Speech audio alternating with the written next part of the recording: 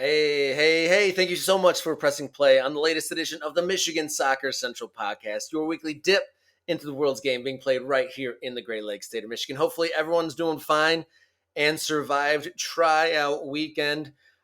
Kudos to all the players, coaches, and everyone involved that spent the weekend on the sun-drenched fields in Michigan trying to make their ideal travel team. Be sure to check out last week's podcast as we review the Michigan State Cup, which is the end of the calendar, and maybe give some encouragement to those starting their journey that the State Cup final is perhaps one of the goals in the future to them. Be sure to check out the feed, Michigan Soccer Central, on audio platforms as well as the YouTube. And speaking of youth soccer and kind of growing and getting noticed in the game we love, we have a great conversation about scouting in North America. We talked to CEO and co-founder of the Soccer Syndicate, one of the country's only independent soccer scouting networks. We talk about the ever-changing landscape, stepping into the women's game, as well as the Soccer Syndicate's new relationship with USL and USL2. So lots of USL in Michigan. So good to hear that there's more eyes on players in the state, and dig in for more details on scouting and what the prospects are here in Michigan. Listen up, Scott Rezendes, co-founder of the Soccer Syndicate, here on the Michigan Soccer Central Podcast.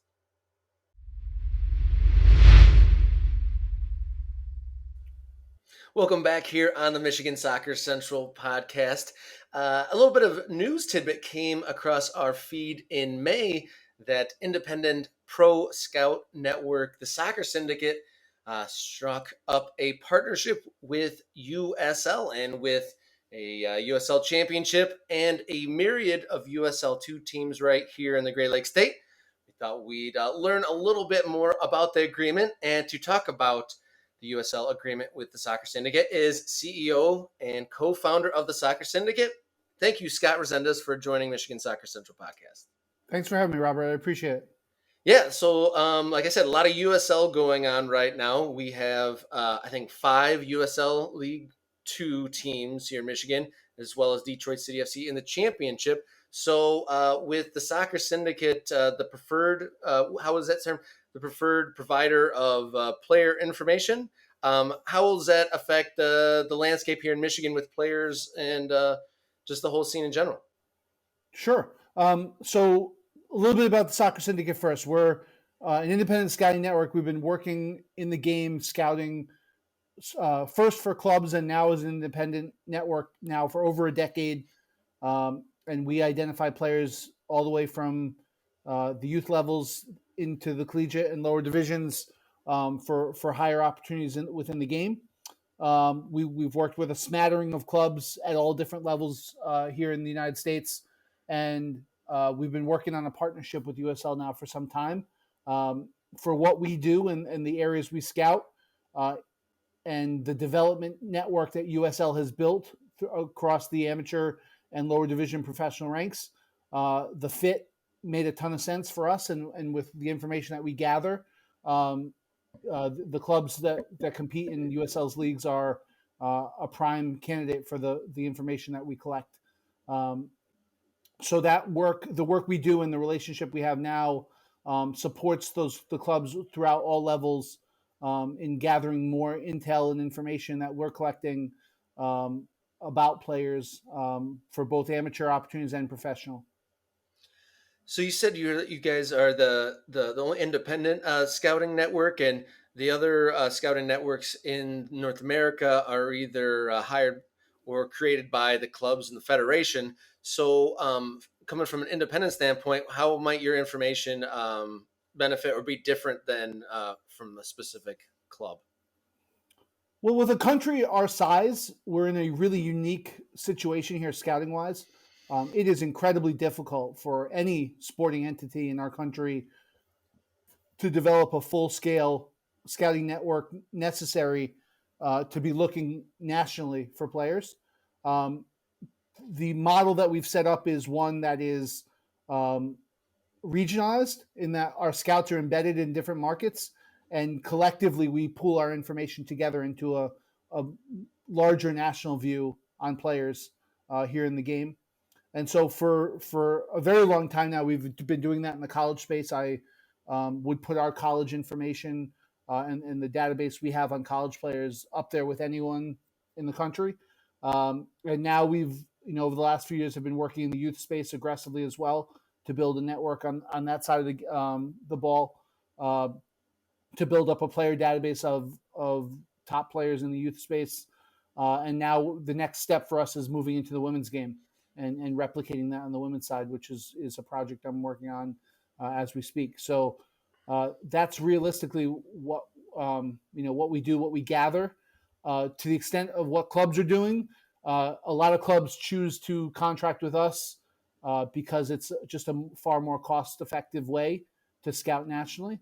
Others choose to go it on their own and have their own model in terms of how they develop that information. I'm not sure it differs dramatically, other than just to the extent of the depth and breadth of a scouting team that each organization has going out on their behalf. So with the relationship with USL2 and then the nature of USL League 2 being scattered across the entirety of the United States, there's 100 and some clubs here locally. There's 5 USL2 clubs. So that agreement with USL2, is that a way to just feed information up from those pre-professional clubs and then feed that directly up into the pro ones? Yeah, I mean, so many of the players that we scout in USL2 compete in the college system as well. So what I've always liked about USL2 and the competition structures in the summer amateur leagues is that it really brings a separate context in terms of players and evaluating them. They have their college environment that they compete in which they're viewed by their coaching staff and within the group of players that they're in a specific way. And they're deployed on the field in that way.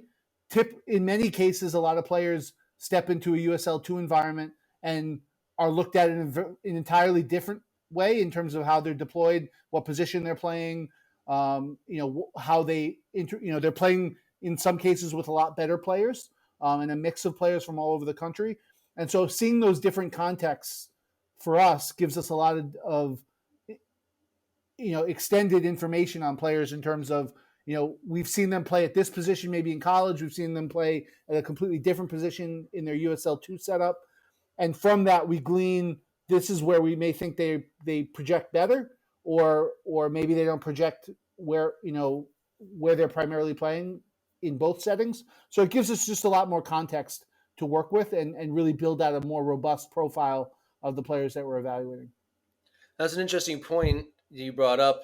It kind of changes your perspective. The summer league might be a step up for them, or be in a completely different coaching scheme. I guess there's kind of a fabled tale of a collegiate player. Coach never understood me and just played the same way. So that's an aspect I never really thought that perhaps under a different club or coach and system, they might turn over a new leaf. But with the summer league, there's so many different caveats too. In the same way, can you also be because it seems like different players at that level are trying to get different things out of it. Some players maybe are trying to show up like they're at a smaller collegiate program. They're trying to expand. Some of them just seem like they're maybe just trying to stay in shape a little bit. How do those different approaches from the players impact the information that you guys are getting? I mean, I think whenever you scout a game, regardless of what context it's, what league or environment it's in, you have to step in and understand the context a little bit, be willing to take what you see with a grain of salt. We'll watch players traditionally at least a half dozen times throughout their collegiate and amateur career at a minimum. And so you're going to take some good and bad in all the experiences you see with a player. And you try to, again, meld all that together into what you think is a true representation of their performance level and their quality. To your point, this gets slightly off topic to your question, but one thing that we really love about the USL2 relationship is, we only have so much bandwidth as a scouting team, and seeing top players from Division II NCAA, NAIA, those type of leagues, even top amateurs that are starting to get their feet wet in a more aggressive, more competitive setting. Seeing some of those players in the USL2 setups around college players really gives you an ability to evaluate apples to apples, as opposed to projecting, seeing a player in a youth setup and thinking where would they project if they're playing against adults or players a lot older than them. So there's some really good benefits to having relationships within, with USL and the work that we're doing right now. And then what kind of parameters is USL handing to you guys? Are they just want general information on lots of players, or are there like requests like we need an outside back or we specifically need a striker? Are you guys directed to try to find specific things, or just general information on as many players as you can? Sure. So our relationship with USL is to manage their USL2 scouting network, moving forward, and they're basically giving us excellent access to the player pool, to provide overarching information on clients, on the players competing in that pool. In terms of individual club relationships, it is basically the jumping off point for a relationship that is expansive across all clubs within the league. How we map that, I've built a lot of individual relationships with clubs and have had individual one-on-one connectivity with clubs. The goal here is to build something out that's a lot more robust in terms of how we deal with clubs. One, in order to provide all the clubs with the information that they're seeking, but two, to make it more streamlined for us so that we can provide a product that is, if we built a bespoke product for each club, we would be swimming in details all day long and not really having the time to get out and do the work. So having a more a more streamlined and connected relationship in which all the clubs are plugging in similarly and in the same way makes it easier on our end from a logistical standpoint. And so I think that was the vision behind doing this, and also in doing it, also making it much more cost effective from a league perspective. Each club's engagement would be more cost effective by doing something collaborative as opposed to individual. I think I understand. So is the league passing on the information you're providing them and dispersing it to their member clubs then? Yes, they are. But it is I would say the it's a limited deliverable at this point, and then the clubs decide if they want to do a more significant buy-in with us more directly. Yeah. I understand. And then, so that's an exciting progress. So in general, would you say with this agreement, there's more eyes on USL2 players? Without a doubt. Without a doubt. I mean, I know that there are other clubs that peak around at that time, this time of year, in that player pool, but I would say our team is as aggressive as anybody in terms of getting out to see as many games as we can, to build again just a more advanced look and a more varied look at the player pool from what we know of them in the college dynamic. What would you think? So how you've been doing scouting for quite some time, and just like kind of from just like a human aspect, what's been the most exciting find or moment in your career doing scouting? It's a good question. I mean, collectively, myself and the team, we've helped a lot of players, many of which who don't know it was us, but find their pathway into the pro game, whether it be in MLS as a draft pick, and now on a first team roster or into USL as well. So we're really proud, I think, of the collective work we've done. We've started more recently putting amateur players into the professional ranks, straight out of skipping college and being involved in some of those experiences, which is exciting because it really shows the growth of our game in this country and where clubs are going in terms of development and hopefully opening up a pathway to sell players in the future. I think we're trying to be as big a part of that change as we can be. So those are some exciting experiences for us. It'd be difficult to pick just one, but I guess one that comes to mind is a year ago we helped put Isaiah Foster, who was a youth player, into Colorado Switchbacks, and within a year of his signing, they sold him into MLS for a significant fee. So that's some of the work that we do that is benefiting USL clubs, to their bottom line, which has been exciting. It seems like kind of a long-term payoff rather than an instant gratification in that business. Yeah, I mean, now that we've been doing it as long as we have, the gratifications come a lot more frequently than maybe they did when we first started. But it's work that we started years ago is showing off and paying off today for sure. And so now it's just continuing that work, knowing that guys we're identifying now might not see the promised land, if you will, for a few years down the road. But that's all part of it, and that's what we've come to learn, and it keeps you motivated every time you see a player find his path through the work that we've done. It's invigorating to keep going. It might be a bit of a cliche from an outsider, but have you ever gone to a game or have one of your guys go to a game and then all of a sudden you're like, who's this guy? Just a mystery player that comes out and just wows everybody? Absolutely. I remember, I'll give you another USL example. A few years ago, I was at a USL 2 game in the middle of the hills of Connecticut, the western hills of Connecticut, at a USL 2 match at Black Rocks.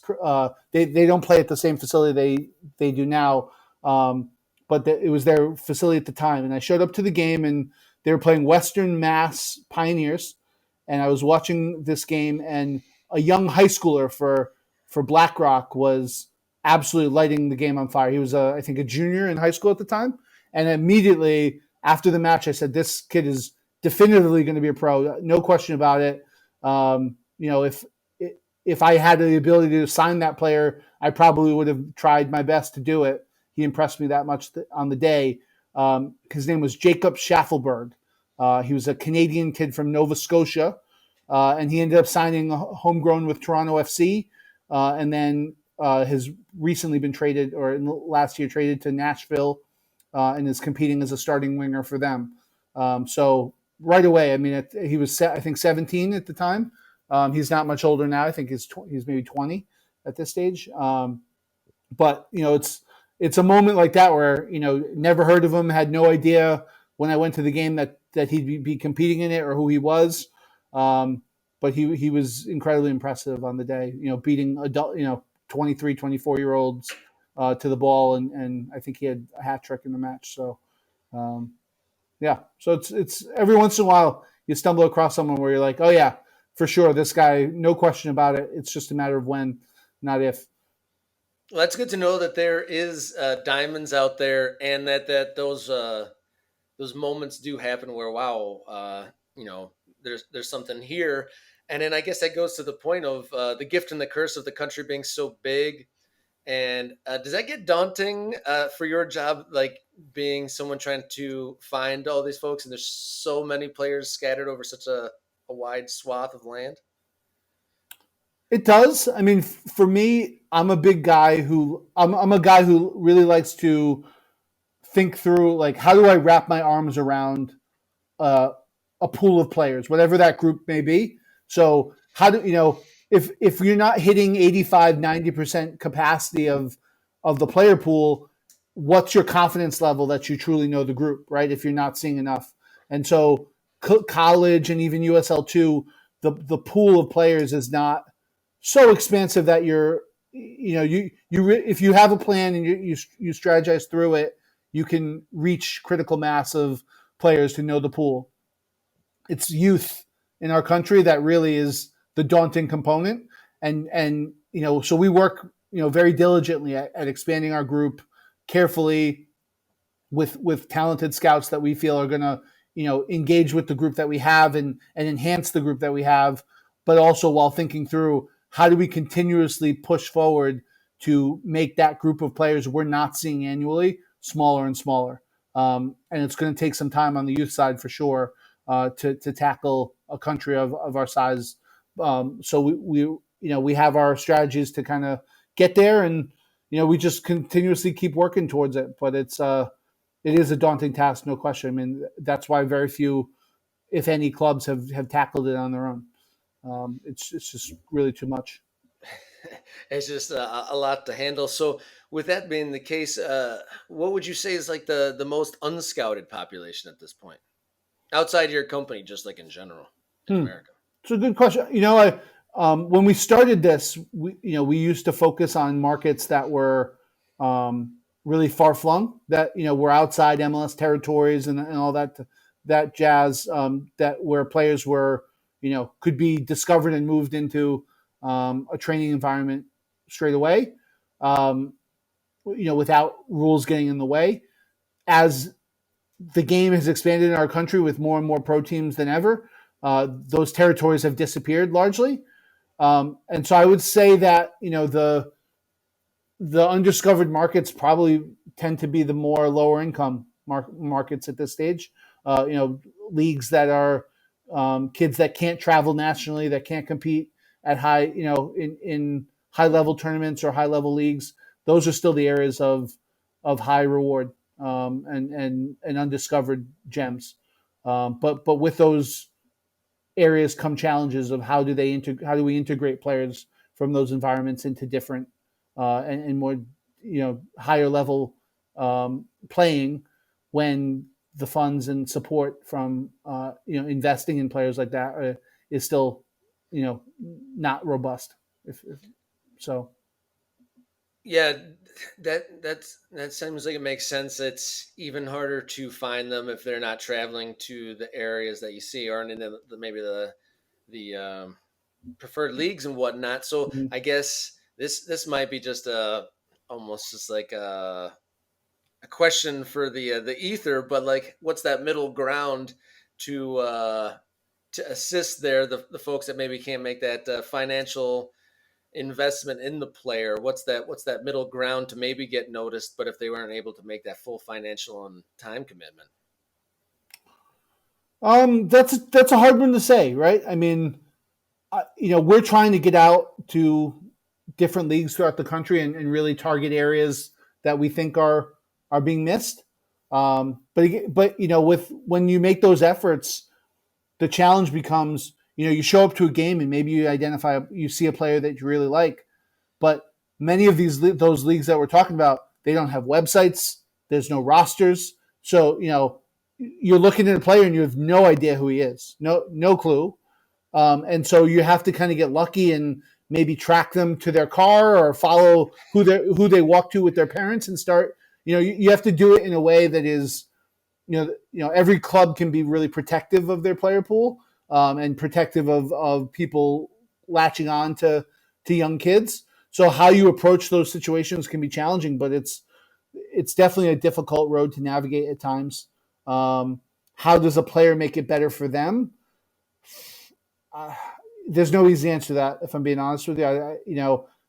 I could say something and it may not be as easy as I make it sound for someone that is, maybe doesn't have, the financial means to make efforts. I would say maybe trying to clip together a YouTube video, but I mean, I'm not the most digitally savvy, so that would be a struggle even for me. So I could only imagine, for others that could be equally as challenging. So there's no easy answer to that one, unfortunately. What markets are the Soccer Syndicate mainly focused at this point in 2023? So our scouting network is largely deployed on the coasts, right? So we like to be in talent centers where there are a lot of teams, and so our scouts can get a breadth of games across all levels. Whether again, a lot of college programs clustered in the same area, a lot of top youth programs clustered in the same area. Those high value areas make it so that our staff have enough work to and really enough exposure to enough of the game to really understand the context in which they watch. You watch one or two games, and your context within those games is good, but maybe your national context isn't quite where it needs to be. You don't understand. Okay, I think I see a top player, but where does he truly fit into the player pool when we're talking from a national perspective? And so we really try to lean into the talent centers pretty heavily. Most of those talent centers are on the coasts, and then we rely on traveling teams from the central part of the country to come to us, as opposed to us crisscrossing the country, going to them. Now that doesn't always work out perfectly, and we will have to travel, or we'll have a couple of guys within the middle of the country that do a little bit of one-off stuff for us, to help us cover those blind spots. But largely, that's the strategy that we work within. And you mentioned earlier in the interview you're trying to expand on the women's side. Mm-hmm. So if there's like holes or some undiscovered talent, the women's game isn't at the same level there. So that's almost like an undiscovered country into its own right there, right? Yeah, I would say the women's game is coming on like a freight train. I mean, obviously we're seeing the NWSL with I think 4 expansion teams in the offing, which will almost I think that'll be a 25% increase of their league total. You have the USL Super League coming online next year as well. More and more international clubs, pursuing players over here, because in this country, the U.S. women's collegiate system is the top amateur league in the world. The very best women's players are competing here on our soil, and it's just now helping those players be seen, be identified, and have their information shared to the clubs that are looking for players. And I think you'll see a boom. Now that there's more professional opportunities of players being offered, more opportunities to stay in the game and not give it up after college is over. So there is a lot of potential there. The women's game obviously is still lagging, at least domestically, behind the growth of the men's game. So opportunities for professional play are still limited, especially given the size. There's, I think, almost 100, a little bit less than 100 more women's programs in the country than there are men's at the Division I level. So there's far more women's players competing, and quite far less, opportunities for them to play. So I do think you're going to see those two things come together, with the explosion of professional sides, and we want to be there to help support those clubs, because there has not been traditionally a lot of resources on that side of the game from a scouting perspective. So we think we can really fill a need there. You spoke on it for a moment there, and it might be too recent to have data on it. But when I was growing up, pretty much once college was over, the soccer career was over, and they'd shut it down. Would you say, with there being more teams and more clubs on men's and women's side, would you say there's more players trying to extend their playing career beyond college because there's maybe trying for that second division or another level of pro that there didn't exist before? Do you think that pro players or pro hopefuls are staying in shape and trying to extend their careers to go pro more so than they did in the years past? Without a doubt. Obviously, if there's more pro opportunities, there are more people who are going to strive for them, and more amateurs signing into those pro slots domestically. But furthermore, just looking at USL2 as an example, you see more and more players continuing to hang on and pursue the dream, while probably having another foot in reality as well, in terms of, if it doesn't work out, I have something going or cooking, that will give me an opportunity outside the game to progress in professionally. But quite a few players are continuing at least a few years out of college to stay fit, stay ready and competing in the USL2 environment. And some of those players are getting opportunities, without a doubt. Even NISA competing, and you guys having some NISA clubs in Michigan. There are quite a few opportunities for professional play in that league as well. You have players, hold on if you want that dream. there's some more opportunities there. But I saw on your Twitter, the Soccer Syndicate at the Soccer Syndicate. It says you're seeking candidates for focusing on women's collegiate soccer, and that let me believe what um, are good qualities and what are qualifications to be a good scout. Okay. Yeah, I mean, so first off, we are looking for folks interested in scouting the women's game.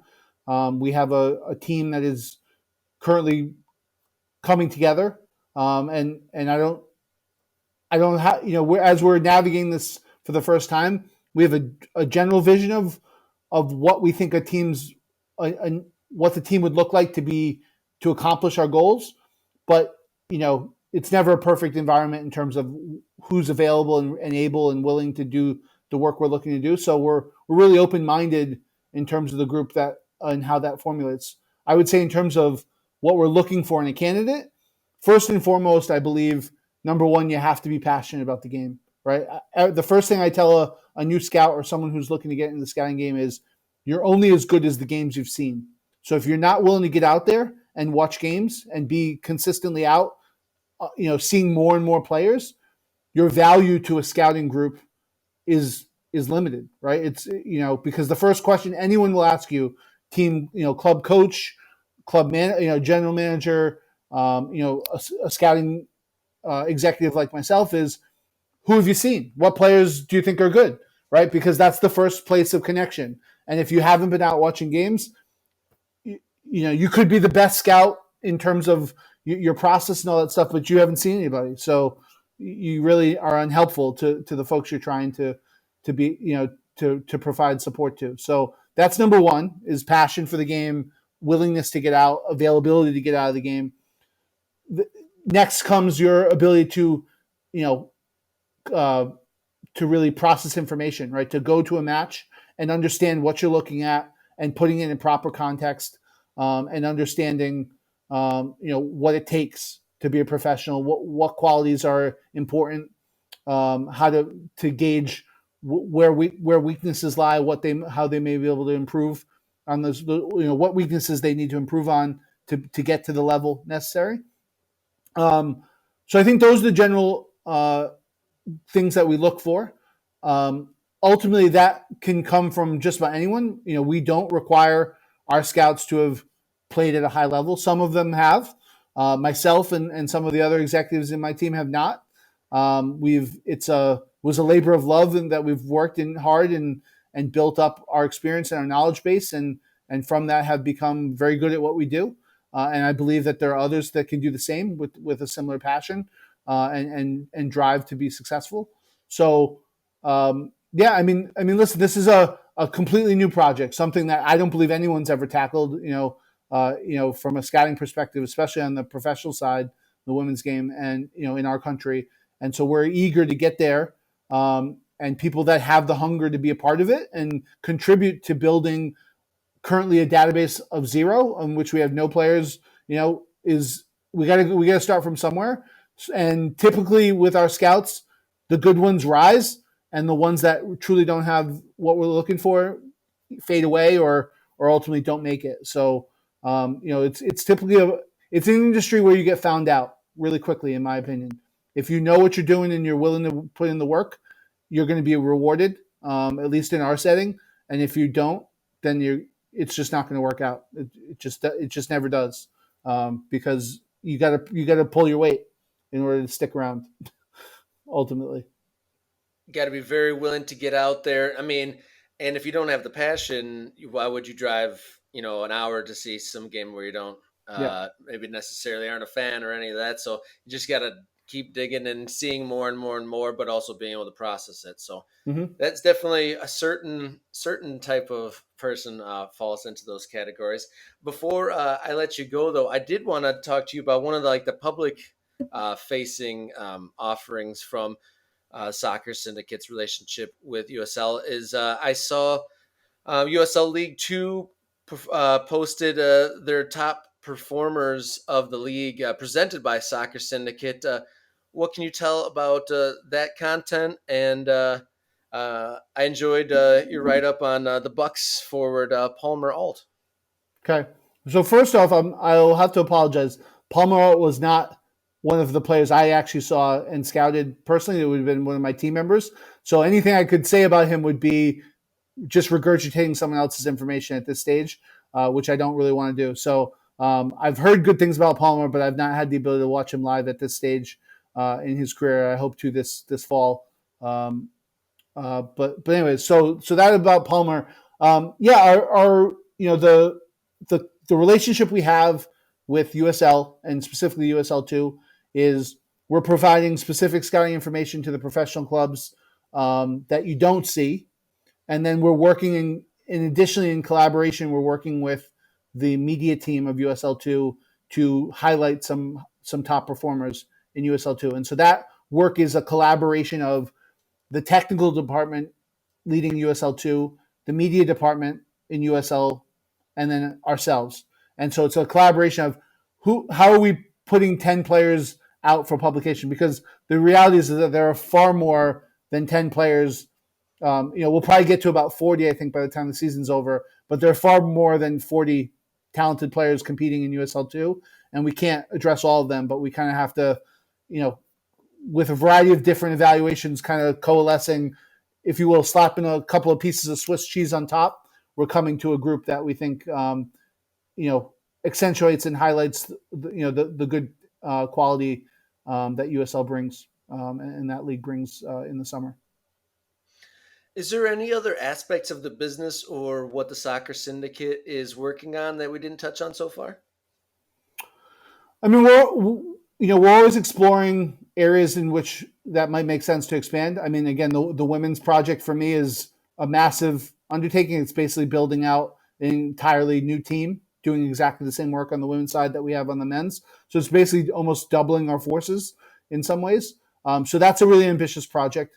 We have a couple other things that are percolating, if you will. I don't necessarily know that I'm in a position to talk about any of them because they really haven't shown enough growth yet where they're fully incubated. But there's some things that we're exploring to expand what we do. That connects with all the different layers of the game that we work in right now. But yeah, no, I mean, scouting our country is an ambitious project without a doubt. And it's one that we work hard every day to kind of get a little bit better. But the reality is we still got quite a bit of work to do because it's a never-ending project with a lot of twists and turns. But we're really happy with the growth we've seen thus far. And getting through the pandemic to the other side, and helping the clubs that we help, and now this USL relationship we think has the potential to be a really big and strong part of the fabric of what we're working on and who we look to support in the growth of the game in our country. Fantastic. That's very exciting to see. There's more density of the game, more eyes on it, providing more opportunities for players and everyone else. So Scott Rezendes, CEO and co-founder of the Soccer Syndicate, thank you so much for sharing what you're doing and what's ahead with us here on the Michigan Soccer Central podcast. Thanks, Robert. I appreciate the time.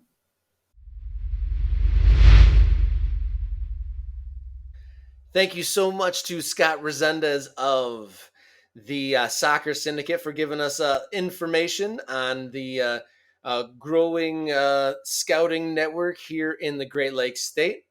I mentioned at the top of the show, kudos to all the players, family, and coaches at trial weekend.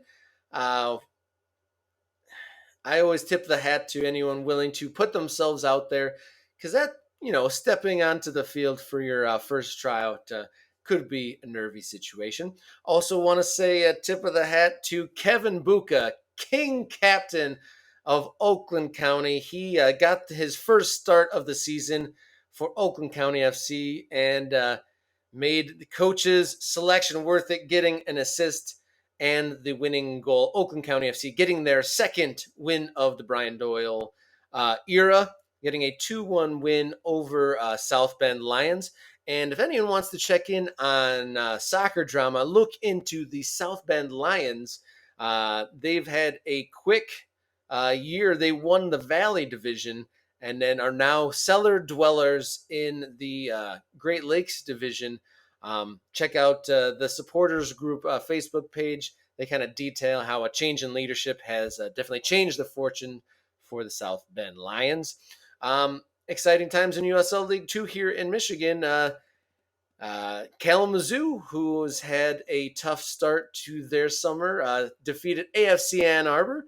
So the clubs trying to chase those 2 spots in USL League 2 Great Lakes Division playoffs. Ann Arbor losing definitely opens the door a little bit for those like the Midwest, the Oakland counties, and the Lansing seeking to get a playoff berth in the top 2 spots. Shout out to the women's team for DCFC. Another home game under their belts there. Didn't get the result they wanted, but great to see so much action in the summer here as well. But thanks, as always, to the listeners. Thank you so much for pressing play on this episode. Be sure to check out the back catalog on the Michigan Soccer Central feed. And then please be sure to subscribe and like and do all those YouTubey things for the Michigan Soccer Central YouTube. So until next time, everybody, please enjoy your soccer. Michigan Soccer Central.